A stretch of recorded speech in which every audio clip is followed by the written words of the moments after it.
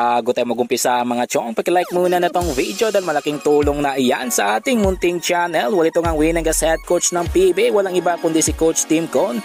Ay disappointed nga sa pagkatalo kontra San Miguel Beermen, especially sa kanyang starting unit. Wala yung pa sa report, disappointed itong si Coach Tim sa kanyang starting unit dahil hindi ito nakapag-deliver sa game kontra SMB na dapat sana mangyari. Pero proud naman si Coach Tim sa kanyang second unit na siyang nag-deliver at nagbigay buhay sa laban kontra SMB. Well, sa pambalita, punta naman tayo sa Philippine Basketball Association o PBA na problemado sa mga kumpanya na gustong pumasok o mag-invest sa liga. Well, ayon pa sa report, ang gustong mangyari ng mga kumpanya na gustong sumali sa liga ay pumili o bili na lamang ang mga PBA teams na hindi nagko-compete sa liga, which is salungat sa gustong mangyari ng PBA na gusto magkaroon ng expansion teams upang bigyan ng pagkakataon ang mga rookies of draftees na magkaroon ng trabaho bilang basketball player.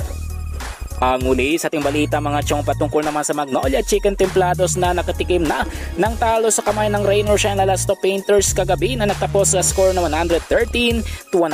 At dahil sa pagkatalo na yan ng Magnolia ay namantya na nga ang kanilang unbeaten record pagkatapos ng 18 matches. It isasali ang kanilang run ng PBA on tour. Well, tanggap naman ni Coach Chito Victolero ang kanilang kauna-unahang pagkatalo at sinabi na babawi na lamang sila sa susunod nilang laban. Well mga chong, dito na lang ang ating balitang PBA at syempre huwag kalimutan mag-subscribe at i-like itong video bilang pagsuporta. So this is Channel B. Once again, I'm out.